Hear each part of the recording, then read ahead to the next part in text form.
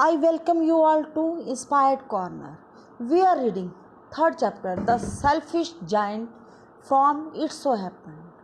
In previous sessions, we read and discussed full chapter in English as well as in Hindi. In this session, we will discuss its comprehension checks and exercise in English as well as in Hindi. Let's start. Comprehension check, page number 20. Question number 1. Why is the giant called selfish?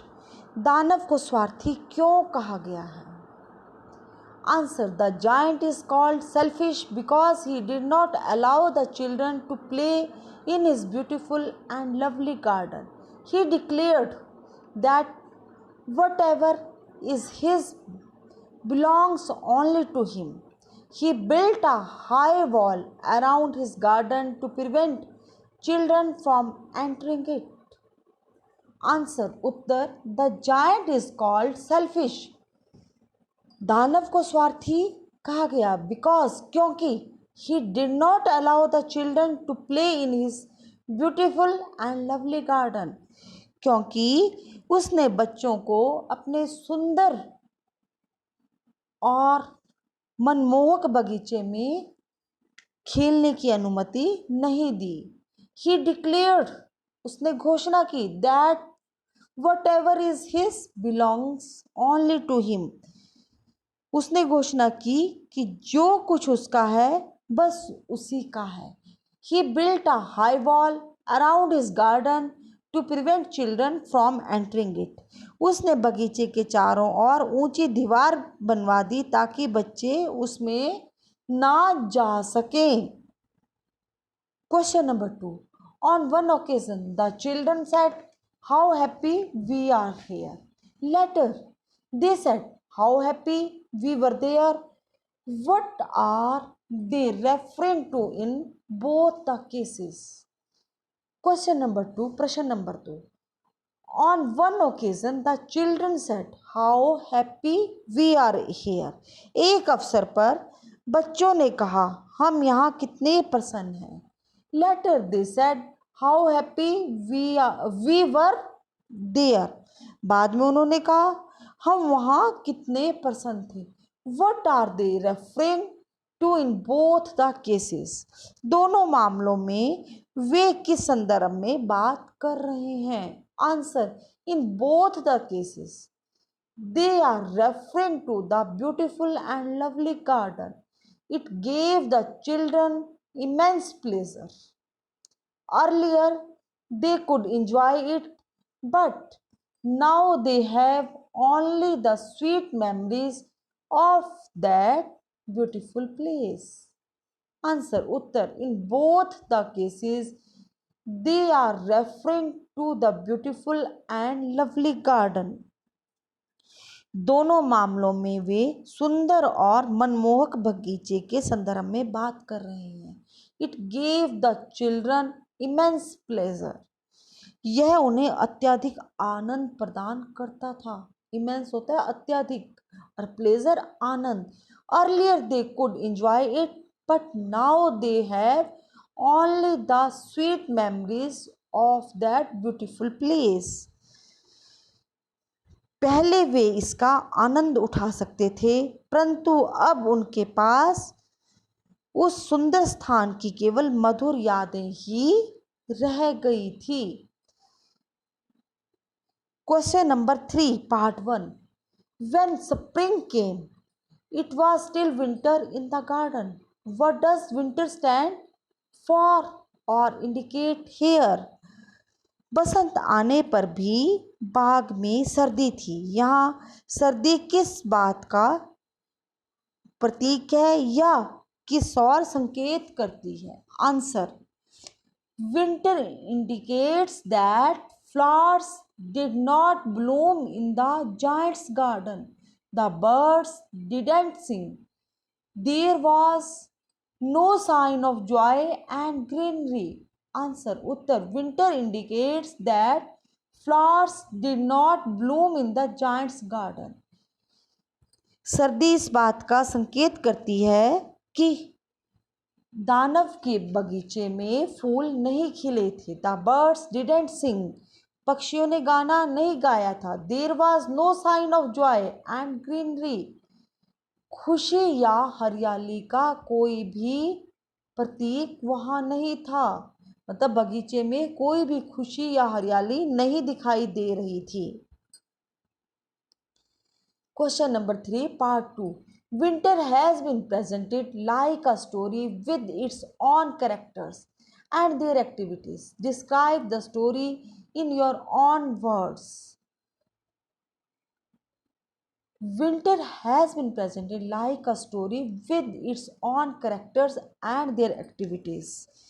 सर्दी को अपने पात्रों एवं उनकी गतिविधियों सहित एक कहानी की तरह प्रस्तुत किया गया है। Describe the story in your own words, कहानी का वर्णन अपने शब्दों में करें। Answer, during winter only two people were happy, snow and frost. They covered the grass with white chalk and painted the tree silver. They invited North Wind, who roared in the garden whole day. Then Hail was invited, who rattled on the roof whole day and broke the slates. During winter, only two people were happy, snow and frost. सर्दी के दौरान केवल दो लोग ही प्रसन्न थे, बर्फ और पाला। They covered the grass with white chalk and painted the trees silver. उन्होंने घास को अपने सफेद चोगे से ढक लिया और वृक्षों को चांदी के रंग में रंग दिया। They invited North Wind, who roared in the garden whole day. उन्होंने उत्तरी पवन को आमंत्रित किया जो सारा दिन बाग में सरसराती या दहाड़ती रहती थी। Then Hail was invited, who rattled on the roof whole day and broke the slates. तब ओलों को आमंत्रित किया गया जो सारा दिन छत पर खड़खड़ाते रहते और स्लेटों को तोड़ते रहते थे। Question number 4. Was the giant happy or sad over the state of the garden? बाग की हालत पर क्या दानव खुश था या दुखी? Answer, the giant felt sad to see the state of his garden. He was puzzled as to why the different seasons brought no change in it. The giant felt sad to see the state of his garden. बाग की हालत पर दानव दुखी था।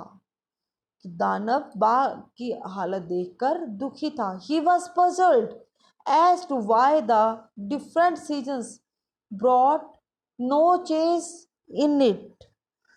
वह इस बात से परेशान था कि विभिन्न ऋतुएं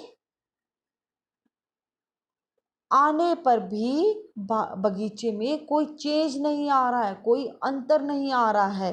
वो बगीचा वैसा ही है जैसा कि सर्दी की ऋतु में था।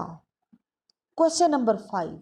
What effect did the linnet song have over hail and the north wind? भूरे रंग की गाने वाली चटक या लिनेट के गीत का ओले और उत्तरी पवन पर क्या प्रभाव पड़ा? Answer, hello stopped dancing in the garden and north wind stopped roaring when they heard the linnet song. Hail stopped dancing in the garden. जब उन्होंने भूरे रंग की गाने वाली चटक या लिनेट का गीत सुना तो ओलों ने बाग में नाचना और north wind stopped roaring and उत्तरी पवन ने साय से करना या दहाड़ना बंद कर दिया। जब उन्होंने उसकी आवाज़ सुनी गाने वाली लिनेट की तो उन्होंने अपना जो नाचना या साय साय करना था ये बंद कर दिया। Comprehension check number 2. Question number 1, part 1. The giant saw a most wonderful sight. What did he see? दानव ने बहुत ही विचित्र चित्र देखा, दृश्य देखा। उसने क्या देखा? अब उसने बहुत ही विचित्र, अलग सा, अनोखा सा दृश्य देखा था। साइड देखा, क्या देखा था? आंसर: द जायंट सा that children had crept inside the garden through a hole in the wall and were sitting on trees. The trees were so happy to see them back that they had covered themselves with blossoms. The birds were singing sweet notes. Finally, spring had arrived. The giant saw that children had crept inside the garden through a hole in the wall and were sitting on trees. दानव ने देखा कि बच्चे दीवार के टूटे हुए भाग में आ गए हैं और वृक्षों पर बैठ गए हैं। The trees were so happy to see them back that they had covered themselves with blossoms. वृक्ष उन्हें वापस पाकर इतने प्रसन्न थे कि फूलों से लद गए थे। The birds were singing sweet notes. पक्षी मधुर गीत गा रहे थे। Finally, spring had arrived. आखिरकार बसंत आ ही गई थी। Question number 1, part 2. What did he realize on seeing it? यह दृश्य देखकर उसे क्या आभास हुआ? उसे मतलब कैसा लगा? क्या महसूस किया उसने? Answer: he realized that he had done a great wrong by not allowing the children to play in his garden and that he had been very selfish. अब उसे आभास हुआ या उसने महसूस किया कि बच्चों को अपने बाग में खेलने ना देना उसकी बहुत बड़ी भूल थी और वह बड़ा स्वार्थी हो रहा था। He had been very selfish. वो बड़ा स्वार्थी हो रहा था। Question number 2. Why was it still winter in one corner of the garden? बाग के कोने में अब भी सर्दी क्यों थी? Answer: it was still winter in one corner of the garden because little boy was crying there bitterly.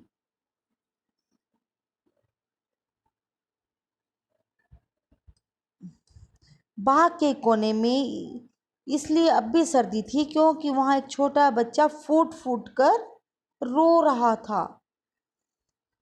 He could not climb the tree. वह वृक्ष पर चढ़ नहीं सकता था। The tree had bent its branches till the little boy was not able to reach them.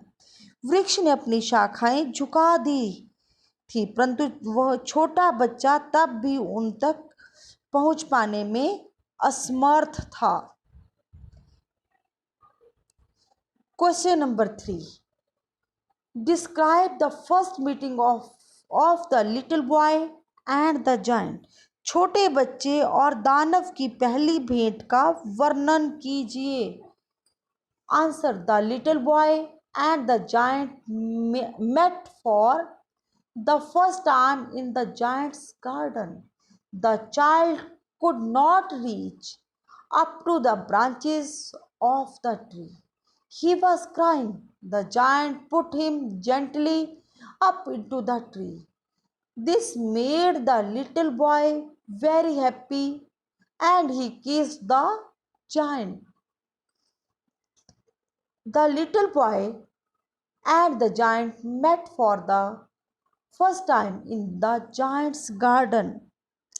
छोटा बच्चा और दानव पहली बार दानव के बगीचे में मिले थे। The child could not reach up to the branches of the tree. बच्चा वृक्ष की शाखाओं तक नहीं पहुंच पा रहा था। He was crying. वह रो रहा था. The giant put him gently up into the tree. दानव ने बच्चे को आराम से वृक्ष पर बैठा दिया था. This made the little boy very happy.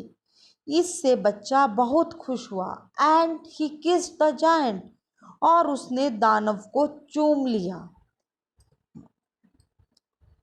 Question number 4. Describe their second meeting after long interval. लंबे अंतराल के बाद उनकी दूसरी भेंट का वर्णन करें. Answer. On a winter morning, the giant saw a tree full of white blossoms in his garden. The little boy was standing under it. The giant went running to him. He was angry when he saw wounds on his palms and feet.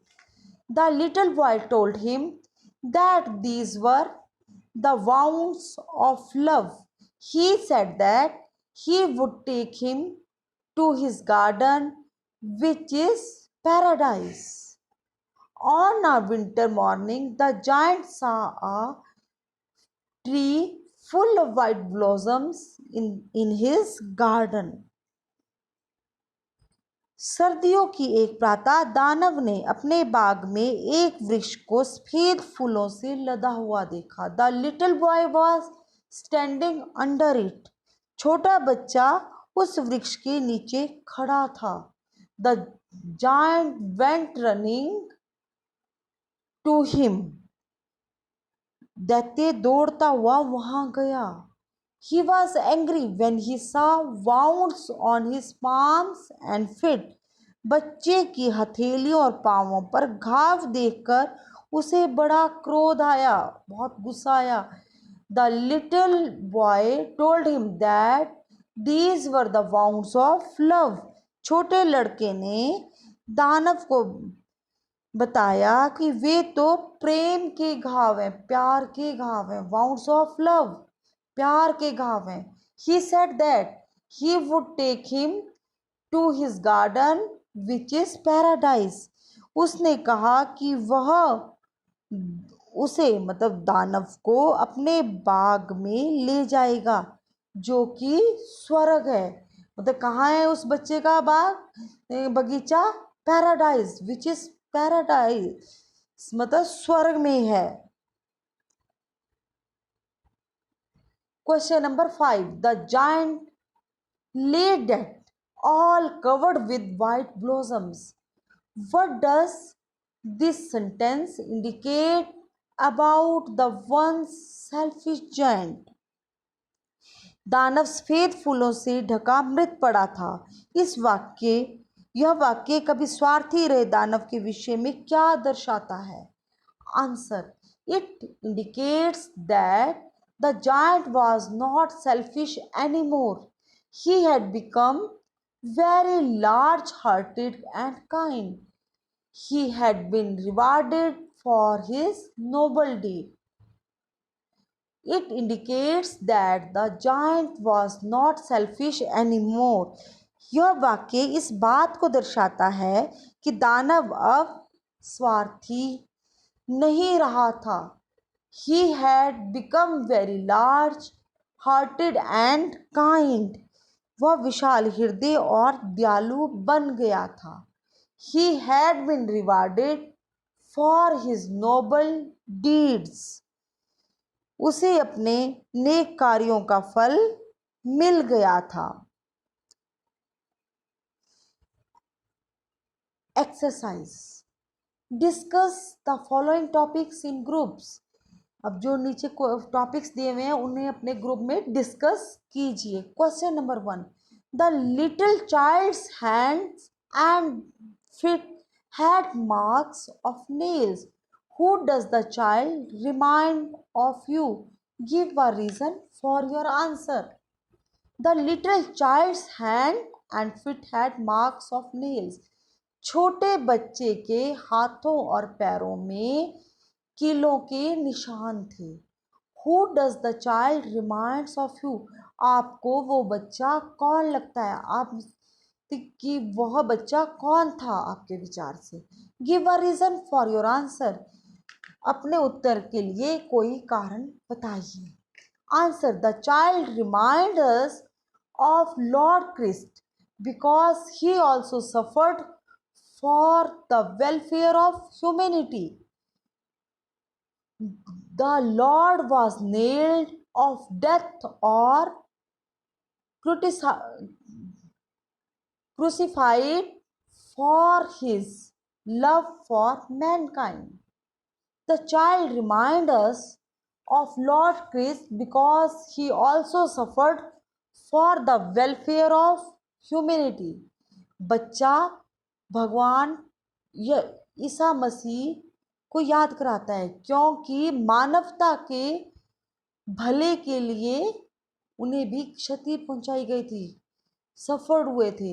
The Lord was nailed to death, और उन्हें भी कीले लगाकर मार दिया गया था, और या crucified for his love for Mankind, और मानवता के लिए उनके प्यार को क्रुएल्टी से कीले चुभा के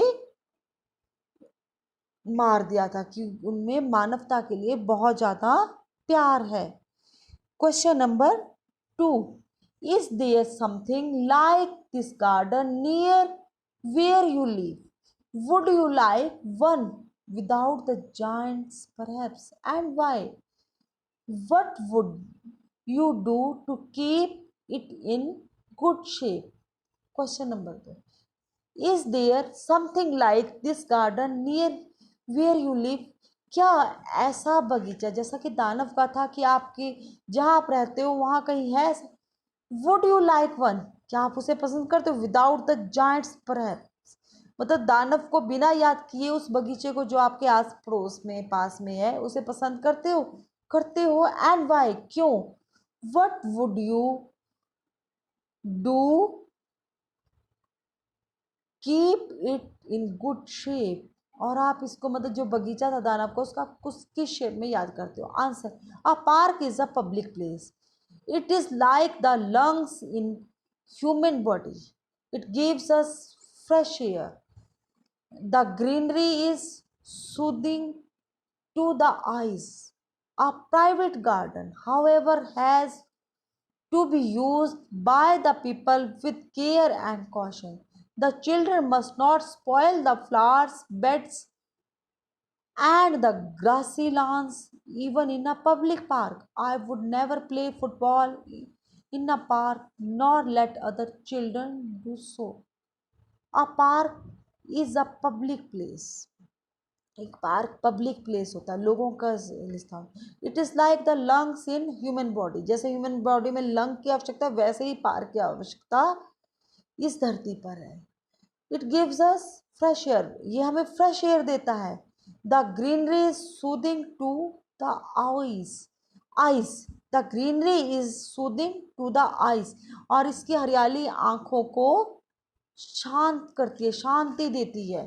a private garden however has to be used by the people with care and caution. चाहे वो प्राइवेट गार्डन है या कुछ, लोगों को सावधानी पूर्वक यूज करना चाहिए. The children must not spoil the flower beds and the grassy lawns even in a public park.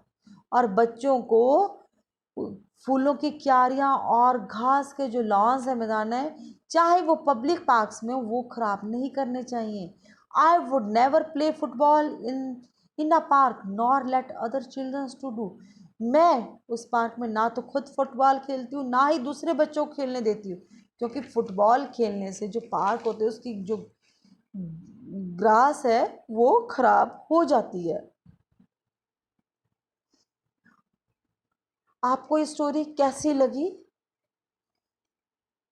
Thank you everyone for listening me.